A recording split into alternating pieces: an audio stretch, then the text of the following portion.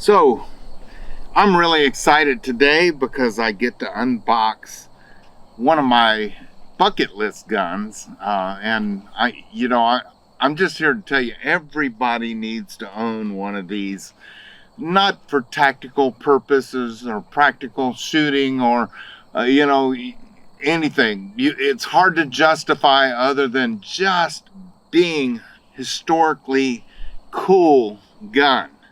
And they asked me what I wanted, and I told them the old gangster gun. I want a Chicago typewriter.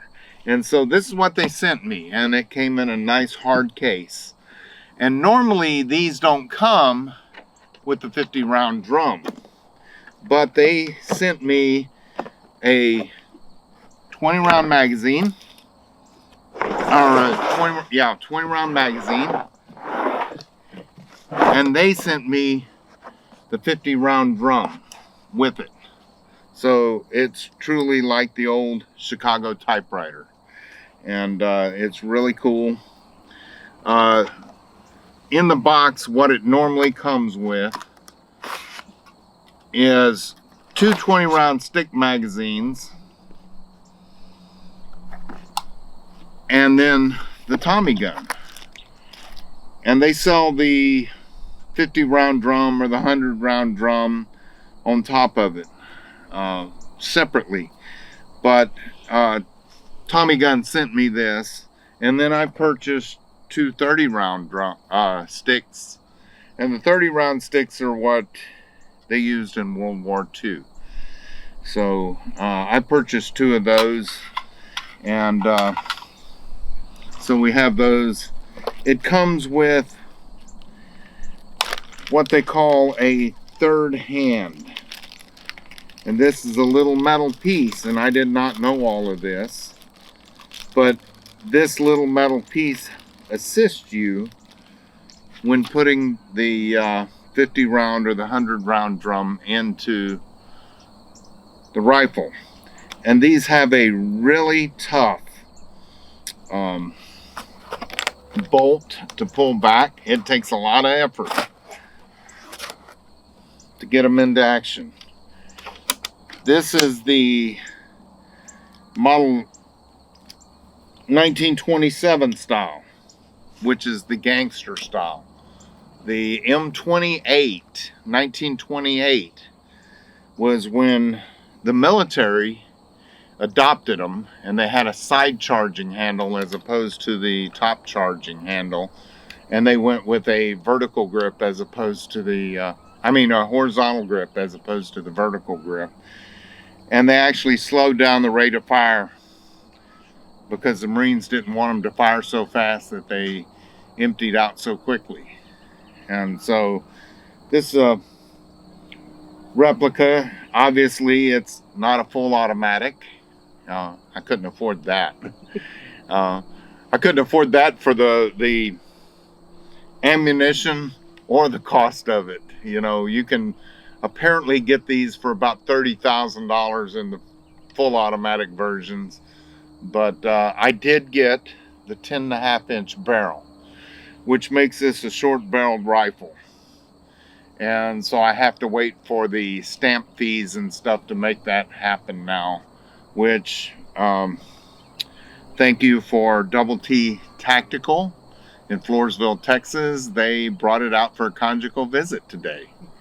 So now you see what it comes with, what it doesn't come with, and we'll probably do a little instructional video, and we'll learn together on how to load the drum magazine.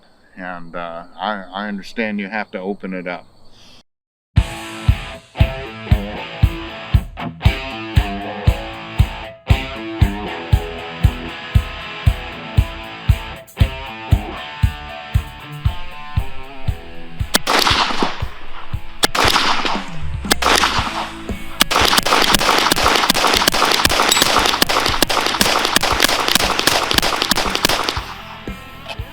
Wow, I think it'd probably be easier like the gangsters with it under your shoulder.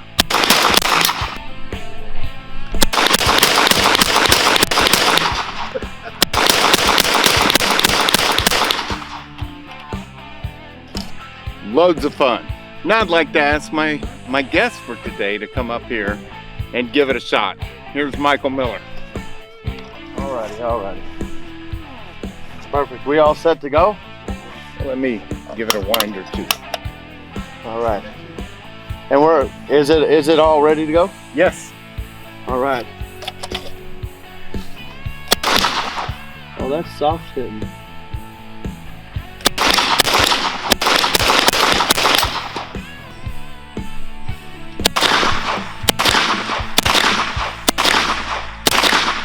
Woo.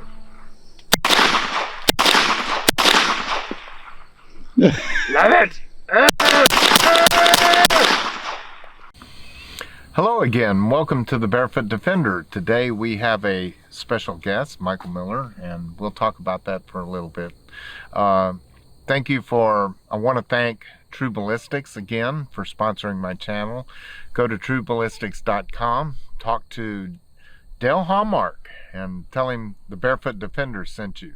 And so I want to get right into this. This is Michael Miller. He is with Warriors for Ranchers, and he started this organization because he owned a ranch in help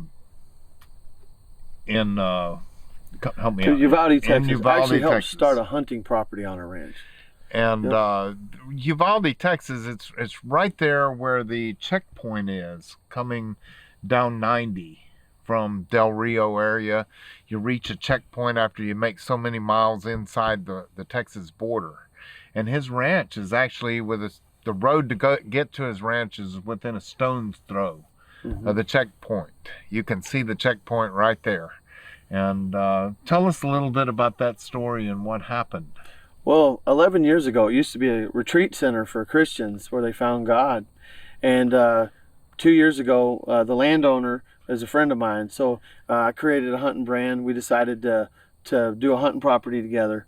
And when the Trump administration was in office, historically we've had illegal immigrants cross our borders for over 120 years, and they follow the windmills, just like the windmill you got here.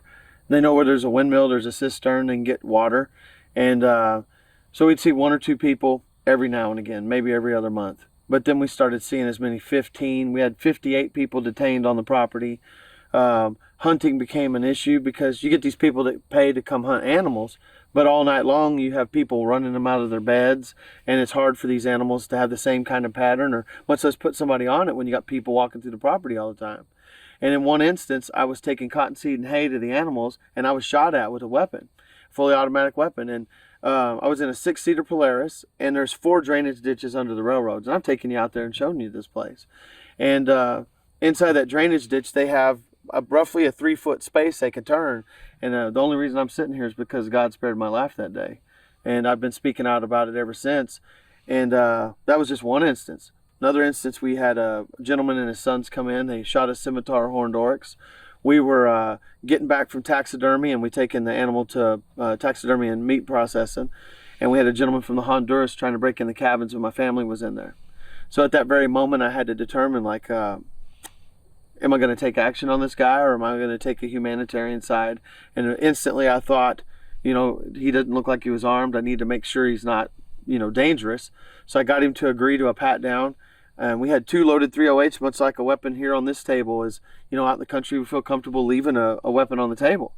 But this guy could have slaughtered my family, and 15 minutes later, if I wouldn't have been there. We got those weapons put away. I looked at him and got him to calm down. I patted him down. He agreed to it. And I said, comita. And he's like, si. And I said, agua. So he knew I wanted to feed him. I don't know the language. There was a barrier there. And so while he was eating, he looked at me and he grabs his phone and he said, electrical. He wanted to charge it. And so I look at his phone, and there's a map to his coyote on there. And so when Border Patrol was already en route, when I had him eaten, they detained him. And this guy was dressed with some gold jewelry, looking more classy. And the Border Patrol agent shut the door, and he said, I just want to let you know, guys like this in the past have been seen, abducting women and children and harvesting their organs and selling them. And that was a point that was pretty spooky for us, especially when we had paying guests on the property. So we just knew that this is becoming more of a problem, and we're not going to be able to have hunters out there. And then in one other instance, I was locking the gate. It's 10:30 at night, texting my wife to tell her I'm on my way home. And there's no crossing arms out there. We're so far out in the country, and hardly any light at all around the gate except for a little power terminal.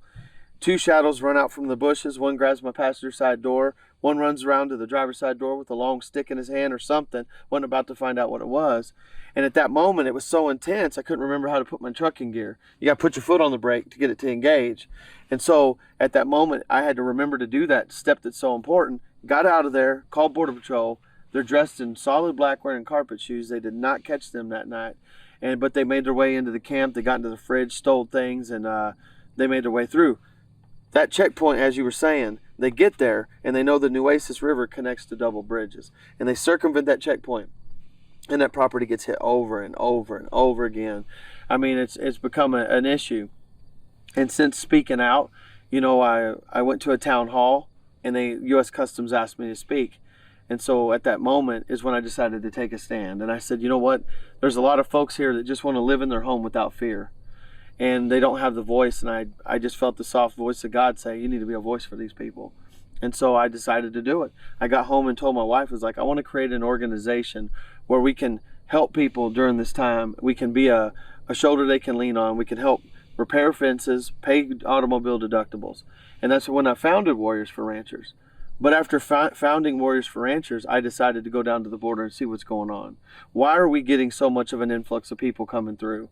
And I realized after going to the Texas State Capitol and fighting to pass bills and all these different things going on, that I couldn't get the access to what I needed if I didn't have a media pass or I wasn't a credentialed journalist. So I became an investigative journalist. I'm credentialed internationally, and I've been exposing the border ever since. And we went down there with you, and you took us to Roma, Texas, and where we saw our National Guard actually assisting the drug cartels bringing people across. Communicating to them even. Communicating to them and telling them, bring them over here. And telling the illegals, sit down over here and wait for the Border Patrol. And you know, that was really eye-opening for me because, as most Texans, I believed our governor when he said he sent the National Guard down there to stop this. And I wanted to believe the governor, and now I find out, no, he's not trying to stop it, he's facilitating it. Sure. Well, how did you feel when we went to that property, Stephen, when you have the National Guard there, but there was no Border Patrol presence on that land? They're outside the gate doing work. Wasn't that wild? It's crazy, and you know, since we shot that video and stuff, the governor came out not long ago and said, because of the problems at the border, we're now shutting down 6 port of entries. And the news reports came out, oh, he's shutting down the border. He's finally shutting down the border. And no, people need to understand what he just said. He's shutting down 6 port of entries. That's 6 legal places where they're coming across, not illegal crossings.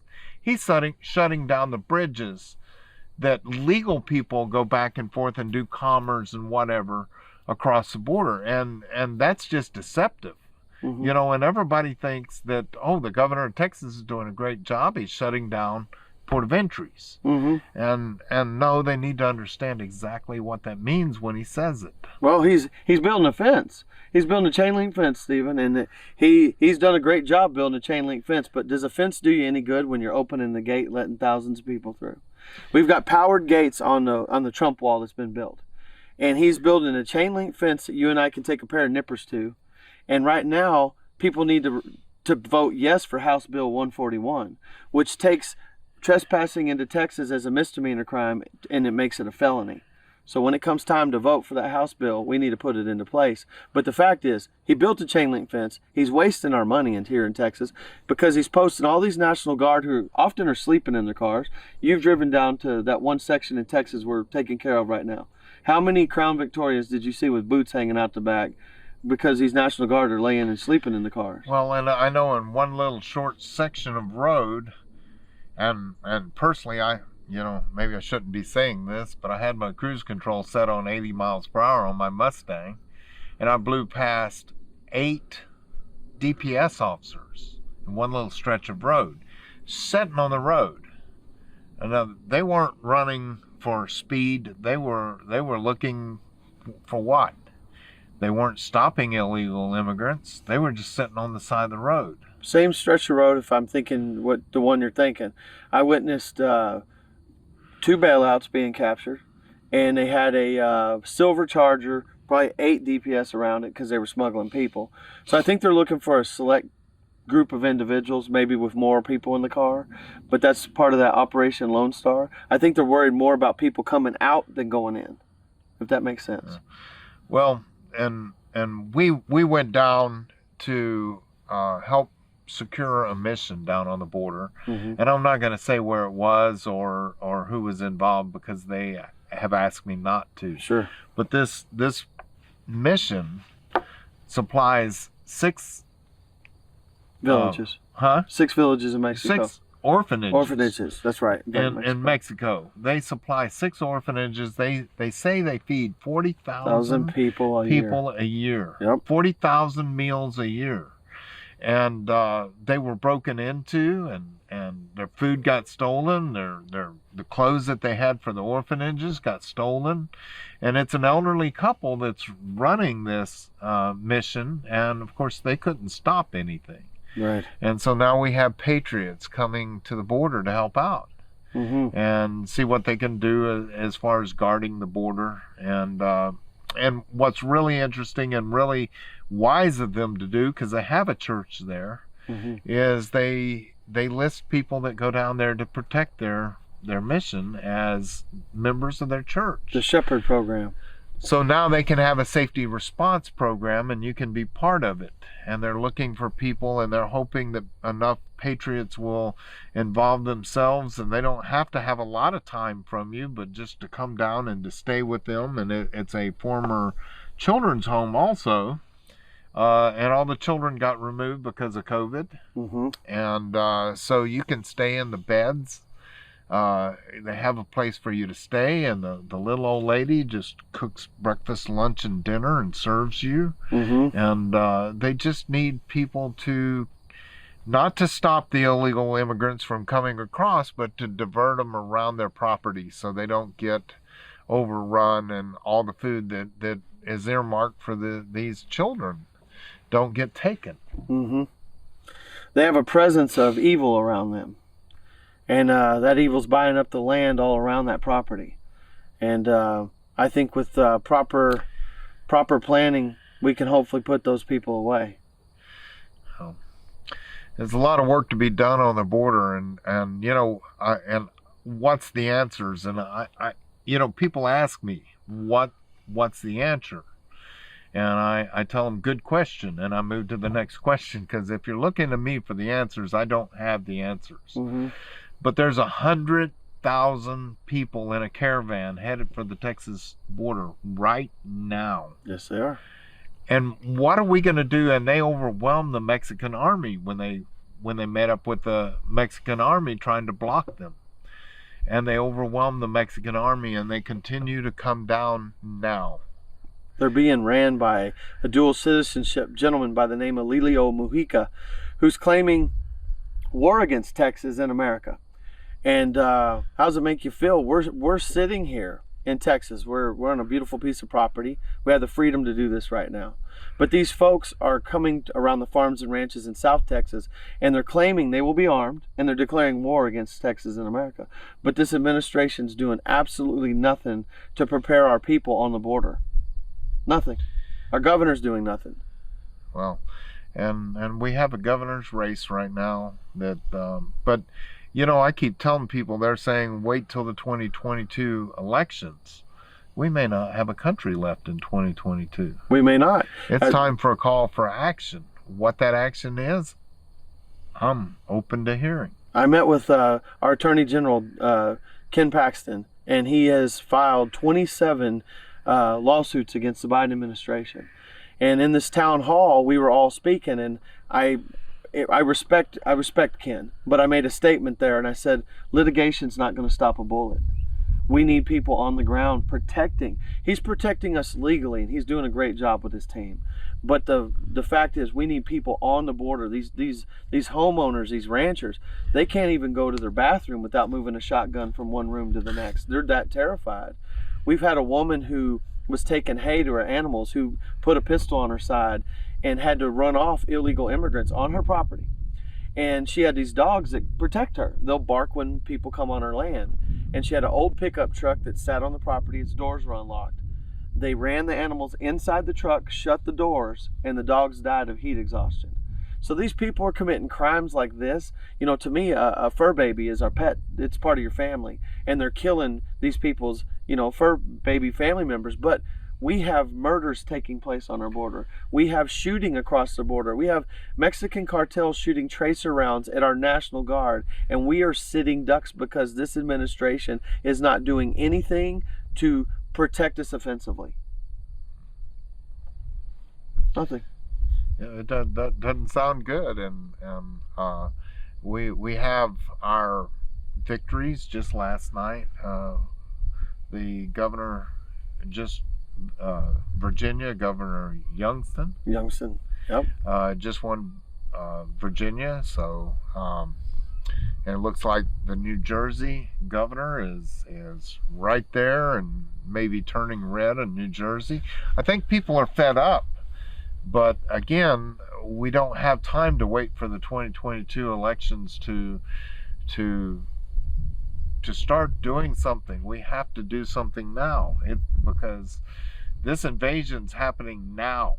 It's not going to wait till 2022. Mm-hmm. It's happening now, and I don't know what the solutions are, but I know that Texas Patriots need to step up. Absolutely. And all those people that are saying that if it ever come to my door, well, it's coming to your door. Mm-hmm. And what are you going to do? One of the ways I'm thinking about exposing it, Stephen, is actually, I have a mission planned. We've been trying to raise $150,000. We need $84,000 for security. I'm going to have 6 men at $500 a piece. That's $3,000 a day. That's $21,000 a week. $24,000 for 2 weeks. $84,000 for the month, to expose how they're getting here. We know they're being flown in. I have recovered 4 cartel cell phones that have pictures of children lined up like inventory, that have routes, burner phones, and their communication and their GPS coordinates. I've been working with a team of individuals to plan a trip to expose how they're getting here, where they're housing these folks. We're getting mass mandates here in America. We're getting forced jabs. I think it's affecting your household, where they're telling you, if you're in a company of 100 or more, if you don't take this shot, you're going to lose your job. People in the airline industries are standing up to this because the jab had a Delta pilot died in flight, and it's caused a lot of other pilots to stand up. But the illegal immigrants are not getting tested. They're housing them in warehouses because the folks from Venezuela are telling us they are captive to the cartel on their way here. They're taking their mask off. They're group herding them in these large warehouses, and then they're bringing them to America, and they're super sick. And you saw with me on the border, all the blister packs of medicine, cough syrup. They're trying to heal their bodies, but yet we're bussing them into all the red states. And we're bringing not just COVID into the United States anymore, but what I understand, we're bringing smallpox back. You know, something that's been eradicated here. Yep, smallpox, AIDS, HIV, and tuberculosis. Yep, and all kinds of other diseases, and they're putting them in warehouses in Mexico and holding them there, where they're passing that amongst themselves, and then they come over here, assisted by our own government. Yep, and then you've got our Secretary of Homeland Security, Mayorkas, who cleans up the mess every time he comes to visit. So in Del Rio, when they had the 12,780 Haitians, which most of them were from Chile, because they're throwing their IDs at the border, we're learning this, he used Del Rio Independent School District buses to move these people. So the superintendent of Del Rio agreed to this. So you're seeing these images of the school buses take these kids in and out. And they moved them all. So when his helicopter lands, there's nobody there. And he did the same thing in Mission, Texas when he goes to arrive. And I've interviewed some Border Patrol agents, and they said, you know what, Mike? I'm tired of cleaning up his mess. I'm tired of not being able to do my job truthfully. This is coming from Border Patrol agents that don't want their name to be said, but they're saying, I'm having to clean up a mess for a Secretary of Homeland Security before he gets here. Why are we being used like this? And people understand this also, that our border patrol has been overtaxed, disrespected, held back from doing the job that they were designed to do. And now they are leaving the Border Patrol, whether it's early retirement or just walking off, in record numbers right now because they don't want to do it anymore. Imagine doing the same job for a 400% workload. That's kind of how 400 to 1,000% more workload. And nobody appreciates them even at that. No. So I they're care about those men. underappreciated. They're overworked, underpaid, and to stretch so thin that they can't do their job, and being told to do the job that they were trained to do, they can't do it anymore. Right. And so, and you got some of them, I hate to say this, but it's a fact. Some of them they're getting fed up, and they taken the other side, where the cartel is telling them, hey, we'll pay you $20,000 a week. You're overworked. We've had some Border Patrol agents that got caught smuggling cocaine. We've had United States Army members who've got caught smuggling humans because these guys are doing the same job. They're overworked. They're spread thin. And some of them, that temptation sets in. They're like, I could use an extra $20,000 a week. And they do that. We've had law enforcement in Roma arrested for smuggling cocaine with the federal sting that took place. But at the end of the day, this is lawlessness. This is a government that has nothing else in their playbook except for revenge on America. They're looking to pay these illegal immigrants $450,000 to $1 million a person, when we have veterans who've served our country here in the United States that are living on the streets and they don't even get a shower. Well, and on top of that, just that's a point. They're wanting to pay these guys $450,000 for illegally coming into our country. And right now, the judge has awarded Sutherland Springs, said that Sutherland Springs people, the survivors for the shooting, are justified suing the Air Force. And the judge has told the DOJ to pay out and settle this. And the DOJ has said, no, we're gonna continue to fight it. And the Biden administration just awarded another $88 million to 9 families in Charleston, South Carolina. Mm-hmm. And Sutherland Springs gets nothing. Oh, how do you feel about the Biden administration giving Afghanistan $477 million, but they're not releasing our hostage military member that's over there? So we're paying them to do bad deeds. He's awarded them $85 billion in military resources, and he allowed them to murder people that just believed in God, Christians being slaughtered. But we have a military man held captive.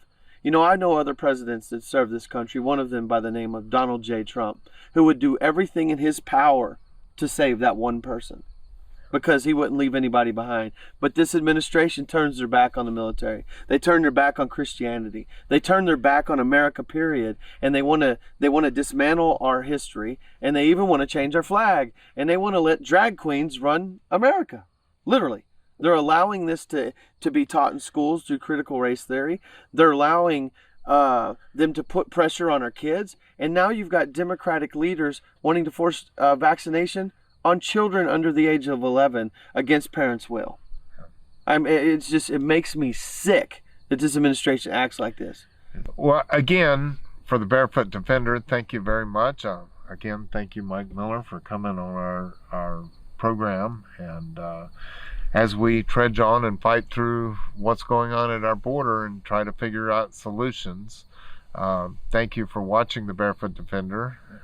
And please subscribe to my channel, and give me a thumbs up if you like what you're hearing, and hit the notification bell. Thank you very much.